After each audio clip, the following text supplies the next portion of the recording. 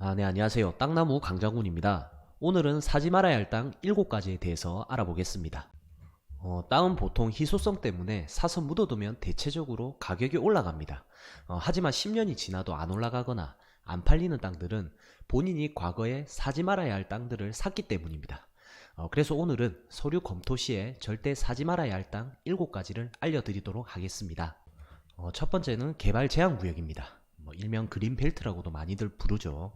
그래서 이제 개발 제한 구역의 지정 및 관리에 관한 특별 조치법을 살펴보면 이 법은 도시 주변의 자연 환경을 보전하고 시민 생활 환경을 확보한다라고 명시되어 있습니다. 참고로 이제 그린벨트 투자는 그린벨트가 해제되고 개발이 되어야지만이 투자 수익을 누릴 수가 있는데, 현재 국토 정책을 살펴보면 녹지 공간의 지속적인 공급을 위해 도시 임야 개발을 엄격하게 제한하고 있습니다. 참고로 5차 국토 종합 개발 계획 내용을 살펴보면 임야 개발 관련해서 엄격하게 제한하겠다라고 나와 있거든요. 그렇기 때문에 임야 투자는 이제 조심하셔야 됩니다. 시간 나실 때 한번 5차 국토 종합 개발 계획 반드시 읽어보시길 바라고요. 그래서 무조건 토지 이용 계획 확인서 서류에 개발 제한 구역이라고 적혀 있으면 땅 사시면 안 됩니다. 보통 이제 기획부동산에서 그린벨트가 풀린다 하더라 하고 이제 파는 부동산이 있거든요.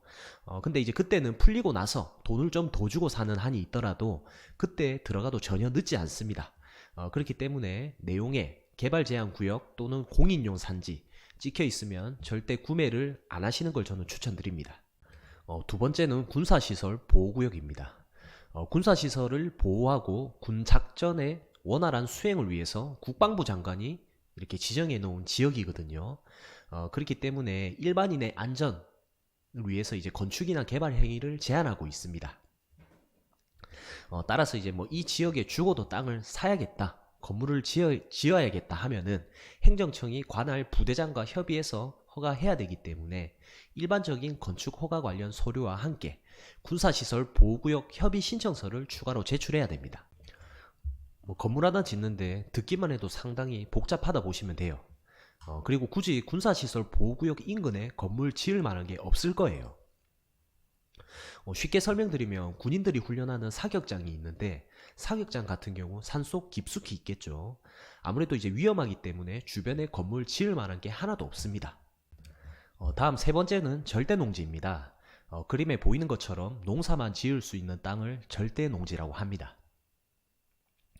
농지 같은 경우에는 이제 농지법에 의해서 규제를 받고 있는데, 농지법 3조에 뭐라고 나와 있냐면 농지는 국민의 식량을 공급하고 국토 환경을 보전하는 데 필요한 기반이다. 그리고 이제 농업과 국민 경제의 조화로운 발전에 영향을 미치는 한정된 귀중한 자원이므로 소중히 보존되어야 하고 관리되어야 한다라고 이렇게 명시가 되어 있습니다. 그래서 이제 서류를 보면 절대농지 같은 경우에는 농림지역 농업진흥구역이라고 찍혀 있습니다. 이 부분 서류에 찍혀 있으면 절대 구매를 안 하시는 걸 저는 추천드리고요. 참고로 이제 절대농지는 식량을 담당하는 귀중한 자원으로 활용해야 되니까 절대농지는 사봤자 개발이 안 되는 땅입니다.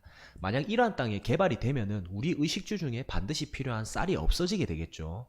그만큼 이제 식량이 중요하기 때문인데, 그래서 이제 벼농사 지을 사람들만 구매하는 땅이 절대농지라 보시면 돼요. 농사 지을 땅을 당연히 농부만 구매하지 일반 사람들은 구매할 필요가 없겠죠. 잘못 사면 수요가 없기 때문에 안 팔리는 땅이 됩니다. 그래서 반드시 절대농지는 조심하시길 바랍니다. 네 번째는 산지입니다. 산지는 이제 재해 방지, 자연 생태계 보전, 자연 경관 보전, 이러한 방향으로 관리가 되어야 하는 곳입니다. 그래서 산지 투자할 때는 행위 제한이 있는지 반드시 확인해야 됩니다. 참고로 이제 경사도가 높은 땅들은 아예 안 사는 게 좋습니다. 아무래도 이제 개발업자들이야 규제를 잘 풀어서 어떻게든 이제 개발하는 분도 계시긴 한데, 우리는 일반적인 토지 투자자 입장이기 때문에 그냥 손 안 대는 게 돈 버는 겁니다. 그리고 서류상의 토지용 계획을 보면 공인용 산지라고 적혀 있습니다. 그럼 개발 안 되는 땅이기 때문에 무조건 피하시길 바랍니다. 참고로 이제 여기에 준보전 산지가 적혀 있으면 개발 가능한 산지가 되니까 투자 가치가 매우 높다고 보셔도 무관합니다. 다섯 번째는 자연공원입니다. 서류에 이제 공원자연보존구역, 공원자연환경지구 이러한 것들이 이제 적혀 있거든요. 용어만 들어도 사면 안 되는 땅인 것처럼 보이시죠? 이러한 규제가 있는 땅들은 무조건 피하시는 게 좋습니다. 여섯 번째, 상수원 보호구역입니다. 대표적으로 상수원 보호구역이란 상수원 보호를 위해서 환경부 장관이 상수원의 확보와 수질 보전상 필요하다고 인정하는 지역을 지정한 곳입니다. 우리가 이제 실제로 먹는 물을 제공하기 위해서 취수시설을 설치한 지역이기 때문에 일반적으로 개발이 불가능하다 보시면 돼요. 일곱 번째, 끝으로 이제 문화재입니다. 문화재 같은 경우에는 세계적 유산으로 역사적, 예술적, 학술적 또는 경관적 가치가 큰 것을 말합니다. 기본적으로 이제 문화재 같은 경우에는 보전이나 관리를 기본 원칙으로 하거든요. 그래서 이제 보통 문화재 보호구역이라는 단어가 서류에 적혀 있는데 단어 뜻 그대로 문화재가 있는 지역 주변을 보호해야 한다는 내용입니다. 만약 이제 문화재 보호구역 인근에 건물을 지으려면 지자체나 문화재청이랑 협의해서 지어도 되는지 확인 절차를 거쳐야 되고요. 엄청나게 중요한 문화재가 아닌 이상은 대부분 문화재 주변 거리에 따라 개발은 가능하니까 이 부분은 잘 검토해보고 매입하시는 걸 추천드립니다.